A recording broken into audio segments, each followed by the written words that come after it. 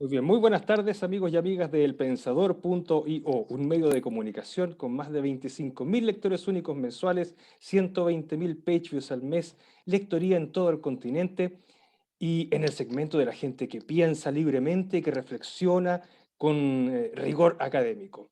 Hoy, nuevamente, en otro capítulo de Deslenguados, donde hablamos, como dice nuestro nombre, deslenguadamente de los temas que nos están aconteciendo, de la realidad y de una mirada profunda y crítica respecto a esta realidad que estamos viviendo en Chile y en el extranjero.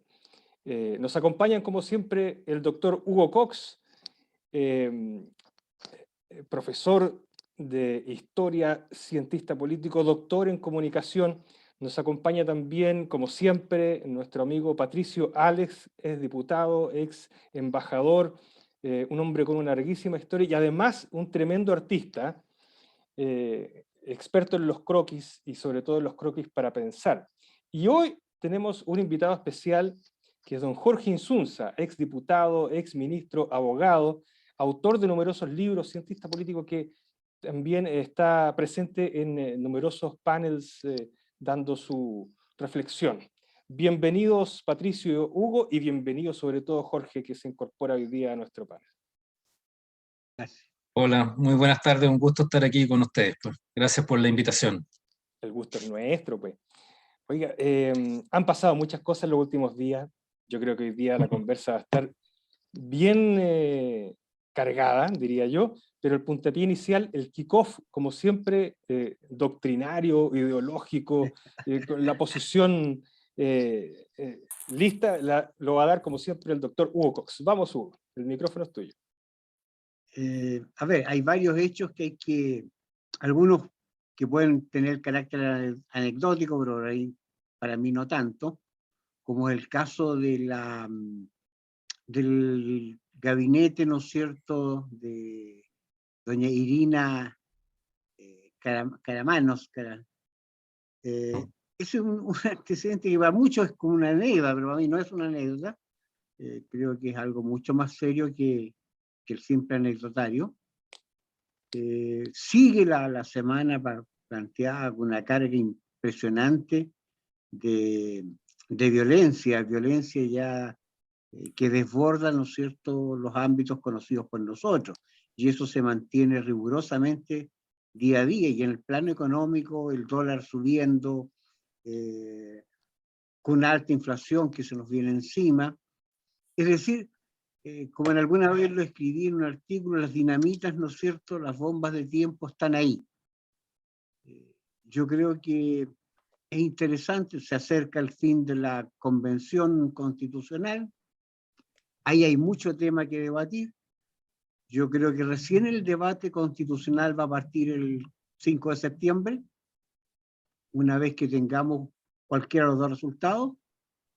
Yo creo que en ese instante realmente se instala en Chile la discusión real sobre los cambios que habrá que hacer o no cambios, o cómo el país se va a enfilar en los próximos años. Y también teniendo en cuenta que ahí en ese momento de decisión van a aparecer las emociones para votar. El cómo piensan, el cómo perciben, y con un problema político serio ahí. O sea, el gobierno asumió que su gobierno dependía del proceso constituyente. ¿Y qué pasa si estrecha el margen? ¿O qué pasa si gana el rechazo? ¿Cómo el gobierno va a asumir una situación de esas características? Ahí estamos, conversemos. ¿Quién toma la batuta ahora? ¿Patricio o le va a Jorge. o Mira, Jorge? yo quisiera tomarla para hacerle una pregunta de fondo a Jorge para darle el pie a su intervención, si es que él la quiere tomar.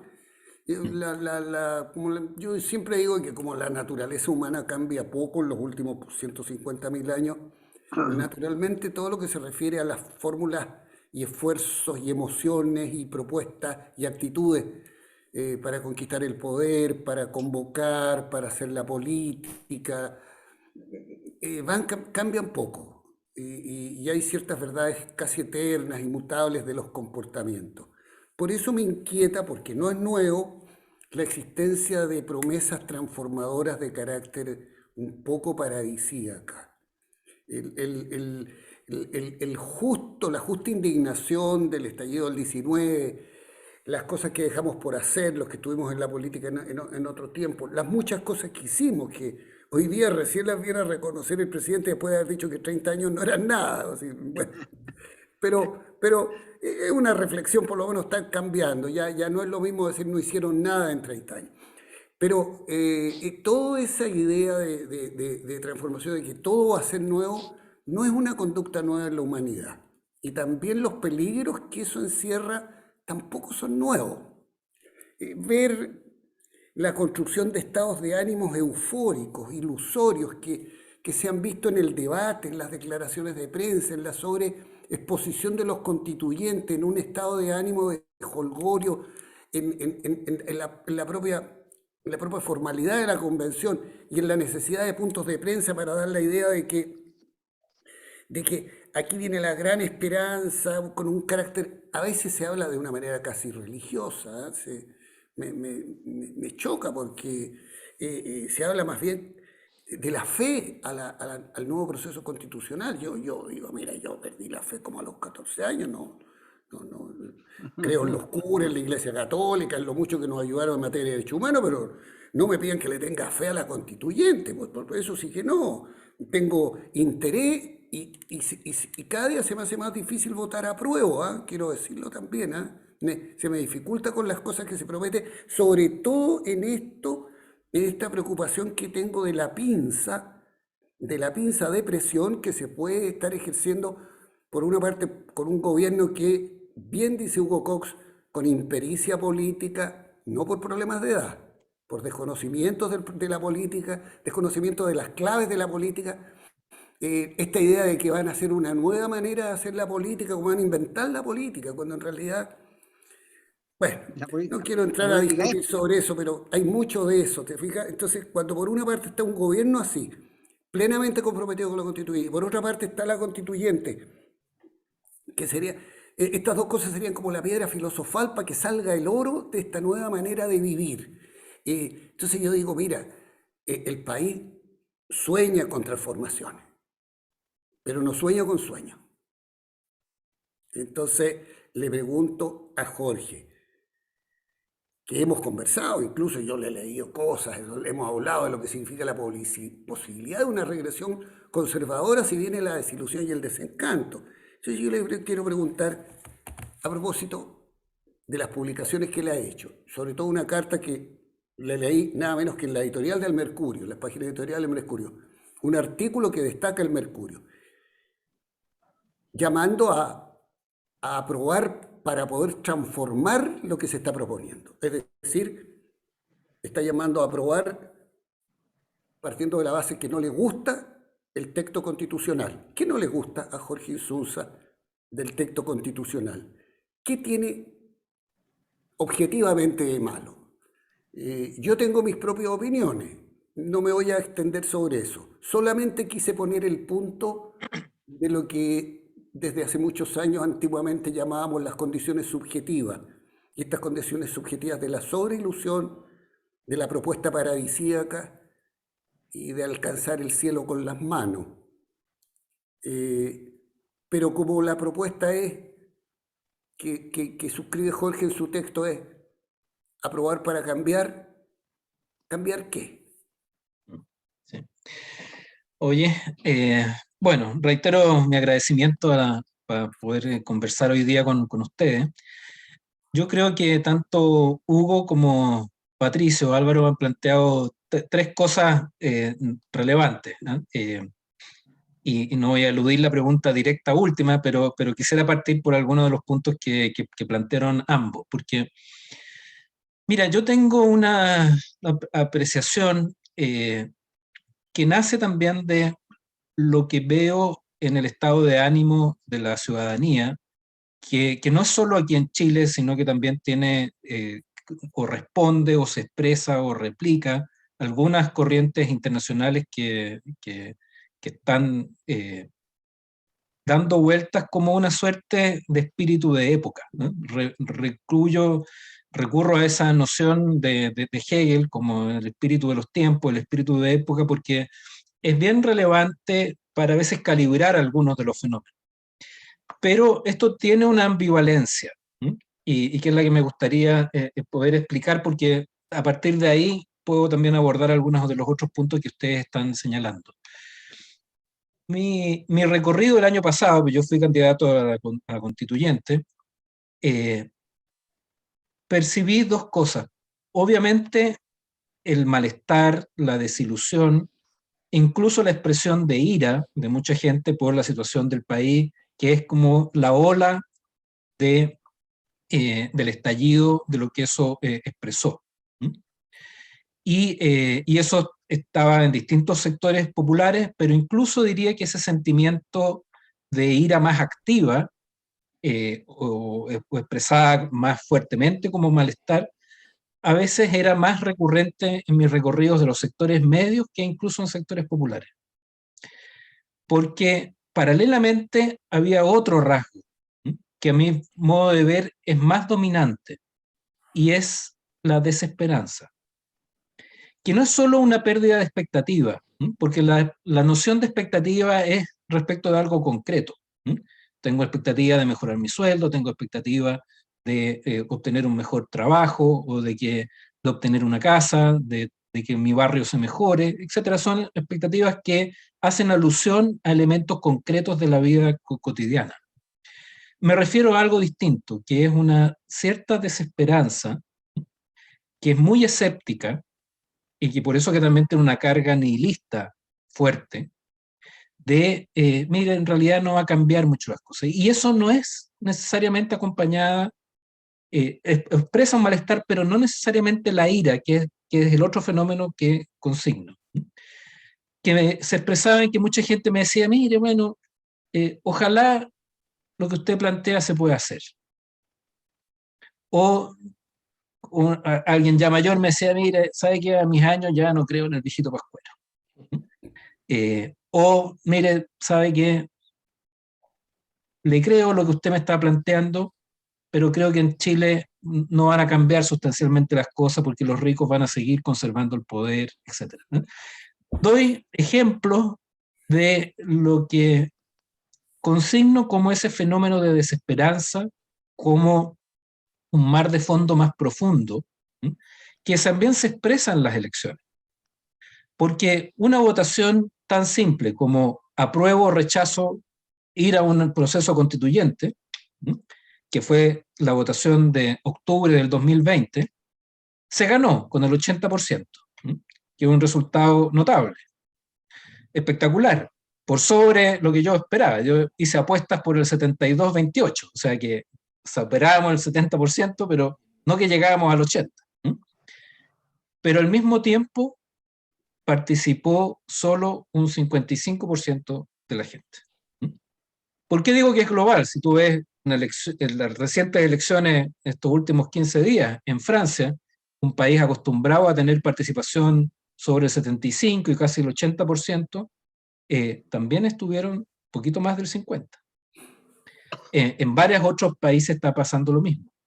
Fíjate el contraste, volviendo a Chile, que en el plebiscito del año 88, cuando había que ir a inscribirse, sí, había que movilizarse para ir a inscribirse en los registros electorales. 80. Esa participación, considerada, ¿no es cierto?, con los mayores de 18 años, entonces, la participación superó 80. El 88%. Entonces, consigno ese contraste porque ¿qué es lo que refleja de que en el plebiscito del 88, en un momento de esperanza profunda del país, de que íbamos a dejar atrás la dictadura, de que el triunfo no significaba un cambio para el país, eso movilizó al país entero? O sea, cuando estamos hablando del 88%, ¿no es cierto?, es una gran participación, aún incluso en esas condiciones. Cuando tenemos, aunque tengamos el 80% a favor del apruebo, pero del 55%, da cuenta de que hay, ¿no es cierto?, un segmento importante de la población que se mueve más en esa desesperanza, y eso es global porque es estructural, que hace también, aparte de la dimensión de la crisis de los sistemas democráticos que hoy día están perdiendo la capacidad de representar ¿Qué quiere esa decir con posibilidad el de futuro. agregado? ¿Qué quiere decir global estructural? En el sentido de que no es solo en Chile, está ocurriendo en todo el mundo y es estructural también por las dinámicas de poder, ¿eh? que se producen, porque hoy día lo que genera inquietud en la gente, ¿eh? es que tú tienes grandes transformaciones que generan inestabilidad en el empleo. Tenemos algunas crisis de nuevo globales, ¿no es cierto?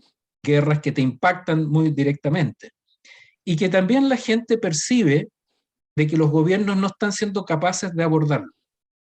O tenemos, ¿no es cierto?, una crisis climática objetiva que se está sintiendo en todo el mundo y que a pesar de los llamados, ¿no es cierto?, también todo esto es recurrente, ¿no?, de que se sacan declaraciones, se hacen cumbres, se llegan a acuerdos y no hay algunos cambios. Y por lo tanto también de que en parte la vida, la economía, las tendencias de sociedad, hoy día responden a fuerzas que tienen una dinámica propia en que la política o no está siendo capaz de intervenirla o, ¿no es cierto?, no tiene una incidencia real o incluso en su invención. O sea, hoy día lo que genera entusiasmo son muchas innovaciones, saltos, ¿no es cierto?, tecnológicos, en biotecnología, en comunicaciones, en nuevos instrumentos, y la política está como fuera de eso.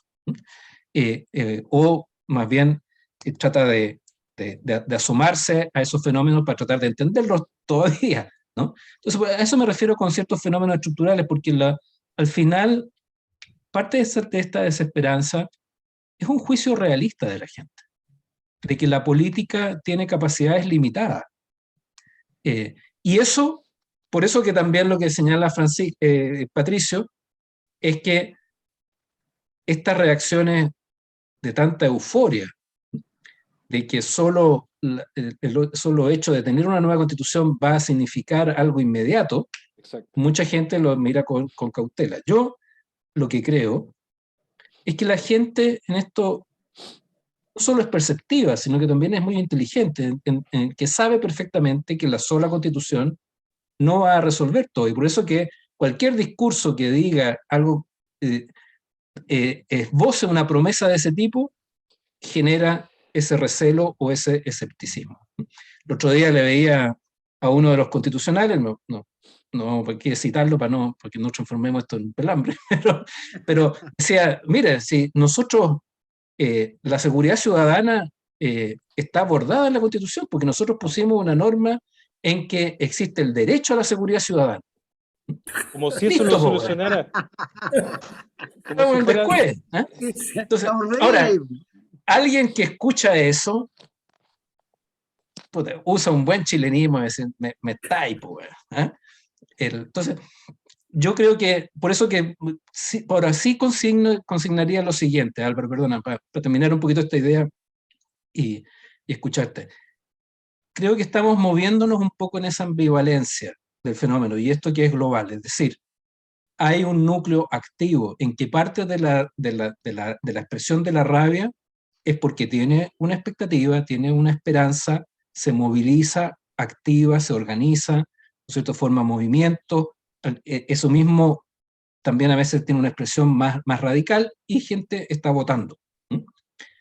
Pero hay un amplio sector de la ciudadanía en que hoy día está viviendo más en esa desesperanza. Y ese balance es lo complejo de esto. Y lo que yo creo que también ahí es que hay una responsabilidad de la convención que a mi modo de ver no supo calibrar adecuadamente. Se entusiasmaron mucho con sus propios entusiasmos y no han escuchado adecuadamente algunas de aprensiones, miedos, que son legítimos. ¿Eh? Y por eso que parte de lo que me preocupa del debate de estos días es que cualquiera que esboce una duda o una crítica es descalificado ferozmente. Así es, como si fuera retrógrado o momio o incapaz Claro. de deconstruirse. A mí me preocupa, o sea, viéndolo desde el punto de vista teórico incluso, Elías Canetti hablaba, cuando hacía los análisis sobre la masa, ¿no? Hablaba de que había cristales de masa que son los que efectivamente podían movilizar a aquellos que tenían lo que Jorge califica acertadamente como la apatía ligada a la desesperanza. Yo pienso que se concentró, la Convención Constituyente se convirtió en una especie de cristalería al final, porque está llena de cristales de masa, está llena de gente que son muy activos, y muy activos desde el punto de vista ideológico, desde el punto de vista también histórico, desde el punto de vista de los resentimientos históricos que se manifiestan en cosas tales como lo que hemos conversado antes, el no invitar a los expresidentes. Eso no fue baladía, ¿eh? No invitar a los expresidentes es una muestra de un rechazo total por el pasado.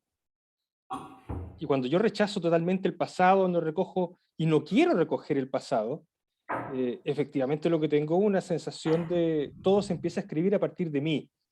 Yo pienso que la convención está bastante cargada en ese sentido, con estos cristales de masa, con estos articuladores que no ven hacia atrás, que no recogen la experiencia, y no digo la experiencia como para que vayan a recoger la experiencia de la sabiduría de los más ancianos, no, es la experiencia de la historia, que les puede ayudar a hacer algo más ponderado en el sentido de lo que significa la ponderación, el equilibrio que nace de escuchar al otro. Esa es la ponderación.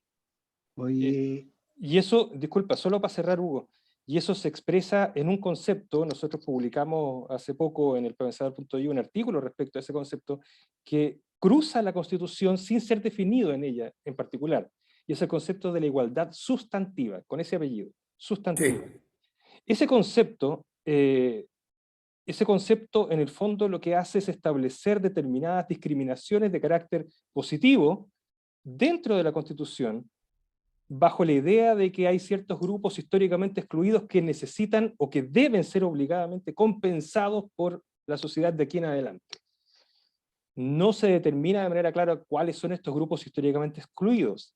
Ojo, en la resolución inicial en que se nombraba, como decía Hugo Cox, el gabinete de Irina Karamanos, se establecía funciones específicas respecto de políticas públicas en torno a los grupos históricamente excluidos, tampoco se definía cuáles. Pero lo que hay ahí es una concepción ideológica respecto de una cierta victimización por segmentos societales, y dado eso, yo soy históricamente excluido y debo ser compensado de alguna forma, y por eso entonces el establecimiento de discriminaciones positivas, ellos lo ponen, de hecho, Como promesa, y como promesa. como promesa. Claro. Si eso o sea, como promesa que hace que yo vaya después a cobrar a la ventanilla del Estado. No en términos financieros estoy hablando, a exigir resultados de estos en el tiempo de vida que me queda, no no la 30 años distancia. después. No, claro, ahora, aquí y ahora. Oye, pero adelante. lo que pasa, mira, yo quiero agregar dos elementos que me parece que es necesario incorporar en la conversación. Primero, Chile es un país de víctimas. Chile se ha victimizado en este último tiempo. O es el Estado patriarcal, o es el empresario. Somos víctimas de alguien, nuestros dramas son producto de alguien. Y eso es como la constante que hay, la convención obedece a eso, a reparar a las víctimas de este país. Y no habla de las personas como tal. Eso por un lado. Y por otro lado, este es un país que viene fracturado hace mucho tiempo. Y esa fractura este país nunca la ha logrado solucionar. No están. Y por lo tanto lo que estamos viviendo es producto de esas fracturas que son estructurales, que son muy complejas de solucionar. Yo creo que esos dos elementos hay que tomarlos en cuenta en cualquier análisis. No sé, Jorge, ¿qué piensas tú? Mira, yo comparto con esa apreciación, porque obviamente también son los desafíos que yo creo que a todos los que nos involucramos en política fueron los que nos movieron. E incluso el propio ideal de igualdad y que cómo eso se puede materializar. Yo creo que en nuestra propia historia también es una constante que tenemos momentos en que estas crisis, como tienen dificultades o resistencias para abordarse, van acumulando y son las que generan no solo crisis políticas, sino que también crisis institucionales. Yo lo que sí percibo es que en la convención se ha expresado algo distinto. Yo no tengo una aprensión ni sitúo mi crítica en que se pueda querer representar esa, o ese dolor o esa crítica o esa aspiración, sino más bien a la visión que Álvaro también enunciaba a propósito de los cristales que trata Canetti, es que es la visión esencialista de cada problema y el dejar atrás una noción de la república, que tiene un principio de igualdad y que aspira, o siempre ha aspirado también, a representar valores generales o valores universales.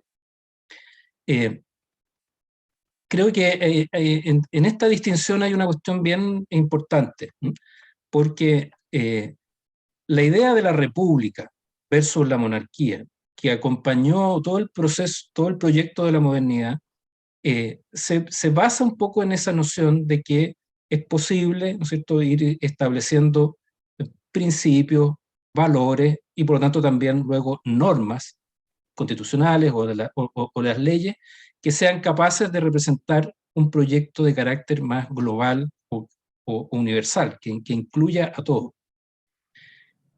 Y eso no excluye considerar las particularidades y los sistemas de protección especial que se puedan hacer, ¿no? Lo que noto en algunos sectores de la convención, porque tampoco en todo, no tenemos que generalizar, pero que sí quedó establecido en los conflictos que se produjeron durante la convención, es que la mirada movimentista y por lo tanto también muy crítica de los partidos, es que renunciaban a esa representación general y se refugiaban en su propia representación temática, particular. movimentista, organización particular.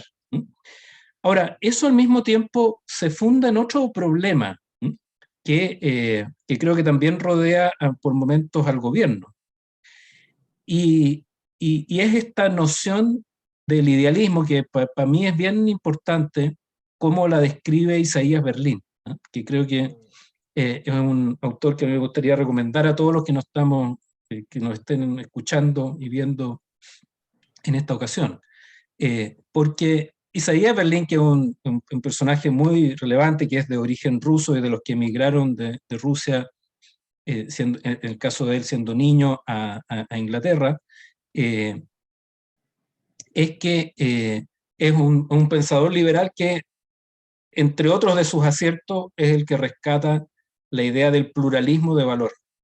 Y él advierte sobre un riesgo del idealismo, y que nace con un cierto axioma que él describe, y es que todo problema primero tiene una solución esencial y verdadera. Y cuando digo verdadera, es que si cada problema tiene una solución, todas las otras soluciones o son falsas, o son erróneas, o son una deformación, por decirlo de una manera, ¿no? O una desviación, o una renuncia, como se quiera ver, ¿no es cierto? Y luego es que esa solución siempre se puede identificar, se puede conocer, o luego también se puede tomar conciencia de ella. Y eso te lleva también a un desafío ético o moral, ¿sí? Y es que si tú, por lo tanto, identificas un problema correctamente, defines también cuál es la solución verdadera o éticamente correcta, que al mismo tiempo eso luego se identifica, tú tienes la obligación ética y moral de promoverla y, por lo tanto, lo que basta es la voluntad política para que eso se exprese y se vuelva realidad. Entonces, esa estructura la vemos en muchos de los discursos de los convencionales y también en los discursos del gobierno. Es decir, nosotros vamos a ir al problema de fondo, a la solución esencial, ¿cierto?, a la solución verdadera, y cualquiera que se mueva de eso, ¿cierto?, o tiene intereses espurios, o está equivocado, o miente deliberadamente, ¿no es cierto?, o tiene una tradición. No piensan desde el pluralismo, que es la gracia de lo que esboza Isaías Berlín, ¿no?, en que es reconocer la legitimidad, primero, de intereses, que pueden haber intereses legítimos contradictorios, de que la política normalmente tiene que estar poniendo en balance y tomar decisiones respecto de valores equivalentes, y que luego eso implica, ¿no es cierto?, finalmente también tomar decisiones, pero no una anulación del que piensa distinto del adversario o una descalificación del otro. E incluso eso representa otra diferencia que a mí me parece relevante, porque uno puede enfrentar desde este axioma idealista, ¿no es cierto?, que el diálogo tiene un solo propósito, que es encontrar la verdad, encontrar cuál es esa solución correcta. Y por eso que muchas veces la concepción de que la participación, la transparencia, el diálogo son importantes, pero están reivindicados desde esta idea esencial. Es decir, un movimiento dice, ¿no es cierto?, vamos a debatir, pero lo que quiero es que ustedes comprendan la verdad de lo que estoy planteando, no solo mi posición de lo que estoy planteando. Es distinto del diálogo en que es legítima tu posición, es legítima la mía, y vamos a estructurar, no un punto medio, porque eso es otra cosa, sino que una base de acuerdo, pero donde también la diferencia sobreviva, como legítima. Por eso que esa noción de Maturana, de Humberto Maturana, es tan importante, que es considerar al otro como un legítimo otro. Entonces, eso se ha desvanecido, y creo que al mismo tiempo es esencial en una cultura republicana y democrática, por cierto. Entonces, cuando vemos las rigideces que hubo en los distintos debates de la convención, es que cada movimiento, al pensar desde su particularismo, consideraba legítimamente que estaba abordando algo muy esencial, y que eso muy esencial tiene una sola solución. Y por eso que solo cabe la confrontación con el resto, ¿no?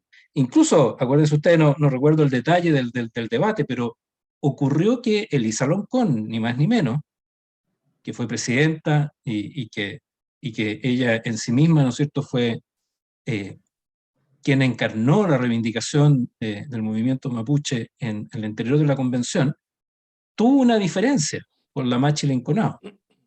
Y la Machi Linconao, en un momento probablemente álgido del debate, sostuvo que la posición de Elisa Loncón era una traición. Usó esa expresión, que refleja lo que estoy diciendo, ¿no? Entonces, incluso cualquier matiz de diferencia puede considerarse bajo esa categoría. Entonces, creo que es un problema que tiene también este marco filosófico de las corrientes de pensamiento, que es bueno explicitarla, porque eso creo yo que en la medida que lo veamos como fenómeno, es que también podemos por lo menos plantearnos la pregunta de cuál es la legitimidad de las posiciones o los planteamientos de otros. Oye, esa posición absoluta respecto de un problema y de su solución, Patricio ha escrito sobre eso, ha comentado sobre eso, y más de alguna vez lo ha calificado casi de fascista. No sé si cabe dentro de eso Totalitario. totalitario, tal cual. ¿Estamos Mira, entonces al borde de una posición totalitaria?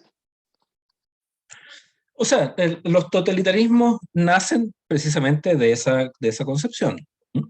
Y elevan su planteamiento a una categoría moral, que es lo que les da ¿no es cierto?, fundamento y en su lógica legitimidad para solo imponer su posición y anular todas las demás.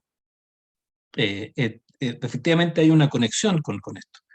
Y desde ese punto de vista hay riesgo. De hecho, recuerden ustedes que en Alemania, Adorno y en algún momento también Habermas, en los debates que se ocurrieron en los años 60, con algunos de los grupos radicales, también hablaron de un riesgo fascista de izquierda. Y de hecho es una de las preocupaciones que yo tenga en que es algo que tenemos que explorar y que tenemos que también dar cuenta, porque a veces hay más vasos comunicantes entre un radicalismo de izquierda y el fascismo. Y eso históricamente tenemos señas de eso. O sea, no solo por el hecho de que Mussolini fue militante del Partido Socialista primero y después el líder fascista italiano, sino que también la radicalización de movimientos y su expresión populista luego también termina siendo cobijado por líderes fascistas o protofascistas. Eso es lo que explica, entre otros, la penetración de Le Pen en ciertos sectores populares en Francia, donde antes la izquierda era mayoritaria, o que Trump también haya logrado ese mismo triunfo en ciertos sectores, o como me tocó ver ayer que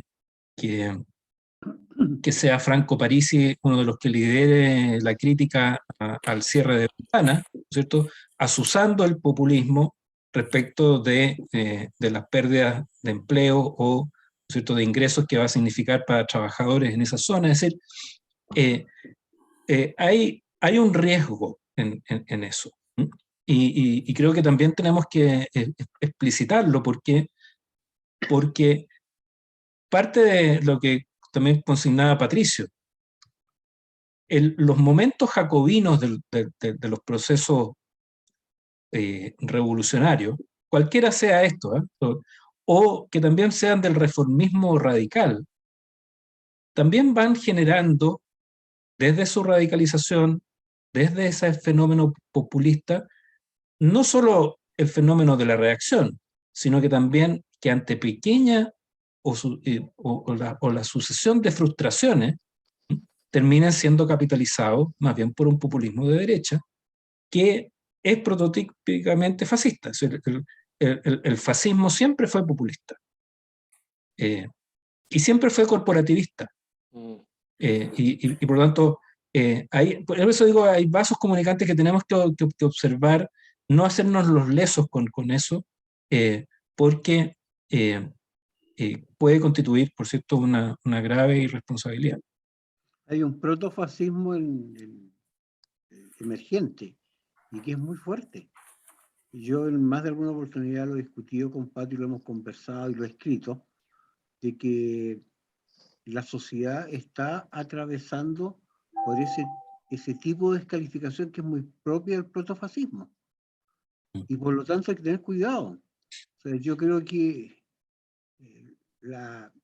los sectores radicalizados de izquierda y de derecha finalmente se hacen un buen favor, se juntan.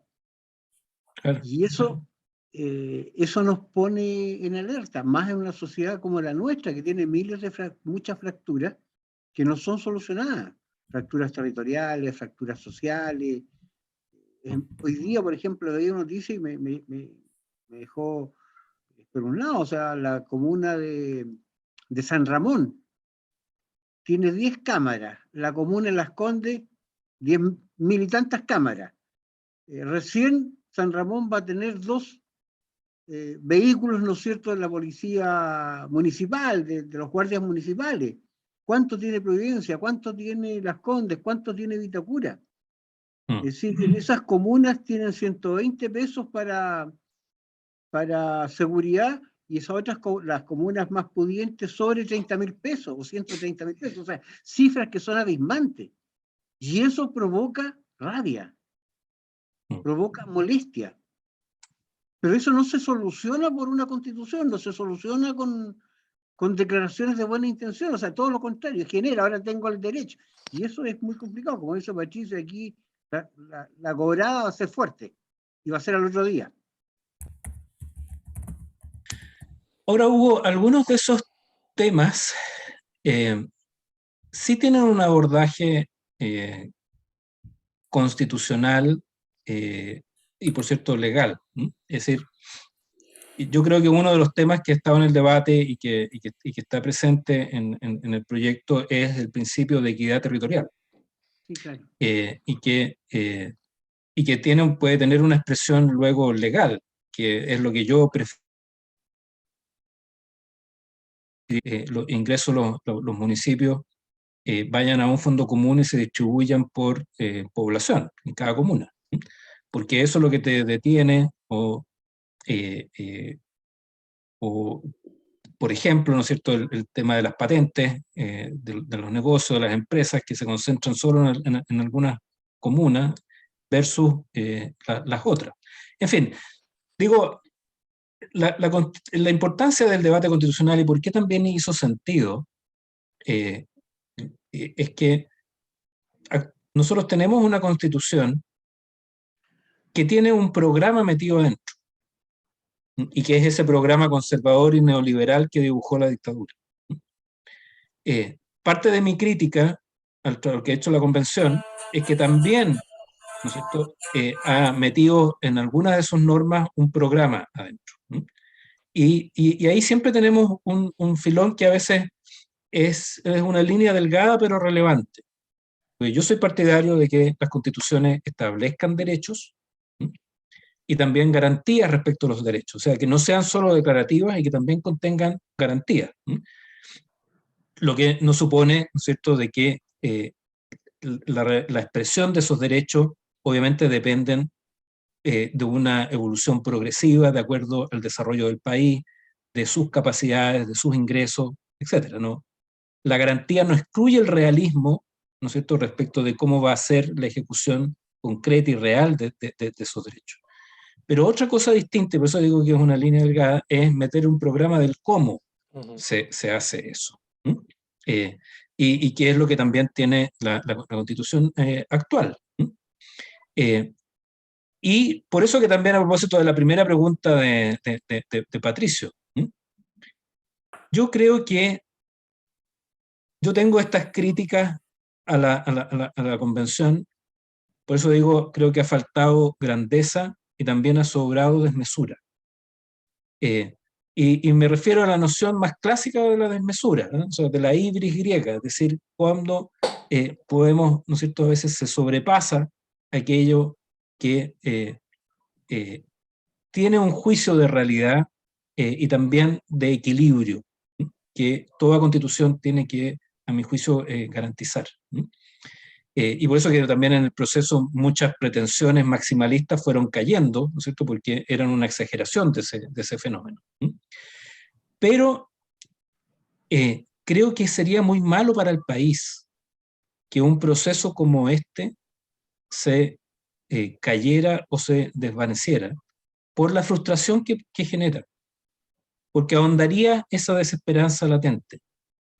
Y creo que eso también genera un fenómeno más hondo en la sociedad chilena que a mí me preocupa mucho. Y obviamente también un segundo factor que para mí por lo menos es determinante, es que el rechazo es la mantención de la constitución actual que tiene todo este cuerpo dogmático, conservador y neoliberal que está en la causa también de las crisis social y de deterioro de la política, porque disminuye la capacidad del Estado para poder actuar e incidir decisivamente en aspectos fundamentales de la sociedad. Creo que la paradoja del neoliberalismo en su pretensión de querer achicar al Estado es que eso mismo es lo que engendra la inestabilidad que tenemos hoy día en Chile y por cierto que es también global. En la medida de que los estados no tienen capacidad de intervención, se produce esta inestabilidad, esta desilusión, se deteriora el sistema democrático y se es más incapaz para poder intervenir en algunos de los fenómenos que afectan a la sociedad. Entonces, claro, hay algunos, sobre todo en el mundo empresarial, que se quejan muchas veces con razón, de la inestabilidad, pero no ven o son ciegos al fenómeno de que la doctrina neoliberal y su efecto en la reducción de la capacidad del Estado y de la política es en sí misma también una fuente de esa inestabilidad. Ahora, creo que, sin embargo, y esto va a ocurrir muy inmediatamente, si gana el apruebo, en la medida que se quiera ir implementando algunas de estas reformas, va a ser bastante evidente que hay cosas que no están bien concebidas o que generan dificultades o que chocan con la realidad y que por lo tanto tienen que ser motivo de reforma, de corrección o de mejora. Creo que eso se va a producir y de hecho tengo en la mente que algo que ya ocurrió también en el país. Se hizo el plebiscito del año 88 y en julio del 89 se hizo un paquete de 56 reformas que se plebiscitó. Perfectamente podría ocurrir en el horizonte de un año, cuando el Congreso tenga que entrar en la negociación de reformas específicas en materia de salud, en materia de pensiones, en materia de educación, en otras materias de seguridad social, en fin, ¿cierto? Que decir, bueno, pero mira, aquí para poder materializar estas cosas tenemos que ir a algunas reformas constitucionales. Y por lo tanto, armar un paquete de reformas que sean sometidas a un referéndum por la ciudadanía. Y respondiendo directamente a la pregunta de Patricio, yo creo que hay puntos en que están mal definidos y que pueden generar efectos bastante nocivos. Primero hay uno que para mí me resulta particularmente importante, no por una noción abstracta o teórica, sino de nuestra propia historia. Yo creo que la reelección de los presidentes de la República es un error. Porque precisamente el valor que tienen los presidentes de la República es su condición de jefe de Estado. Y si tú vas a tener a un presidente de la República que al mismo tiempo es jefe de Estado y candidato presidencial, eso va a ser una reyerta permanente. Y por lo tanto va a disminuir el carácter de jefe de Estado, que creo que es lo que tiene valor precisamente para construcción de acuerdos y de acuerdos de largo plazo con algún sentido de trascendencia, sobre todo cuando estás emprendiendo reformas tan profundas como las que necesitamos en el país. Creo también, en segundo lugar, que la convención lo que hizo fue institucionalizar todo el debate sobre los retiros de los fondos de AFP. Vale decir, que la norma permita a los parlamentarios presentar proyectos de ley, que esa misma proyectos de ley van a generar una dinámica de presión al presidente y que el presidente, ¿no es cierto?, en algún momento puede tomar la decisión de si, como irroga gasto o incurre en algunas materias que son de su exclusiva definición, ¿no es cierto?, si se pueden seguir tramitando o no. Eso es un caldo de cultivo al populismo, efectivamente, y tampoco no es una materia abstracta, sino que tiene que ver también con nuestra propia dinámica y con los riesgos populistas que tiene Chile. Si Ibáñez está a la vuelta de la esquina, ¿no? Por decirlo de una manera, ¿no? Y entonces a veces, claro, pensamos en presidentes como Allende, como Frey, como Lagos, como Elwin, pero también tenemos liderazgos populistas. Y en el Parlamento también esa dinámica ocurre. Y por lo tanto, si se tomó la opción del régimen presidencial ponerle esta dinámica, creo que es un factor disruptivo y de inestabilidad bastante permanente. Personalmente, yo era partidario de implementar en Chile un régimen semipresidencial o uno parlamentario. ¿Por qué o semipresidencial? Porque creo que la figura del jefe de Estado todavía en nuestra tradición es relevante y que en un régimen semipresidencial el presidente de la República tiene más este carácter de jefe de Estado, ¿sí? Y que por tanto es capaz de producir una armonización o también un liderazgo desde ese sentido de autoridad que puede, a mi juicio, también ser una mejor garantía de reformas estructurales significativas y tener un primer ministro con mayoría parlamentaria para que las mayorías puedan gobernar. Pero lo que podemos tener aquí nuevamente, como ha pasado en los últimos años, es que tengas un presidente de la República sin mayoría parlamentaria y por lo tanto con bloqueos de cualquier agenda, lo que deriva en lo que hemos visto. Fíjate tú que la ley de ISAPRES fue presentada en el 2011. Llevamos 11 años y todavía no se puede aprobar esa reforma. ¿Por qué? Porque los presidentes no tienen mayoría para poder implementar sus políticas. La presidenta Bachelet envió un proyecto de ley del sistema de pensiones en el 2006. Llevamos 6 años. Patricio se va a acordar, igual que yo, en Chile pasó una cosa completamente ridícula. El año 2000 se empezó a discutir el proyecto de la televisión digital, y cuando se aprobó, ya era completamente inútil, porque da lo mismo, porque La tecnología había lo que está cambiado. operando es el streaming o la televisión por cable. Entonces, cuando tú tienes, por eso digo a los fenómenos globales que tenemos, en que la política está con poca capacidad de intervención de los fenómenos más determinantes, cambio climático, revoluciones tecnológicas, cambios en los empleos, ¿cierto? Y los fenómenos de tensiones geopolíticas que resucitan, como siempre en la historia. Esto de creer de que la historia se acabó, como dijo Fukuyama, es una soberana tontera. Aquí en Chile le agregamos el otro factor, es que es un sistema político trabado, donde los presidentes de la República no tienen mayoría parlamentaria y por lo tanto no pueden hacer sus reformas. La convención no resolvió ese problema, y yo ahí sí tuve una enorme responsabilidad, y lo lamento profundamente, porque nace de un acuerdo entre el PC y la UDI de mantener el presidencialismo. Perdón, pero y fue esa misma dilación legislativa la que se usó como argumento para justificar la eliminación del Senado, como si el Senado fuera el causante de la traba y de Exactamente. esta Ahora, demora. lo que pasa es que, claro, en un régimen semipresidencial o en uno parlamentario, tú puedes eliminar el Senado sin ningún problema. ¿Por qué? Porque tienes otros mecanismos de balances de poder.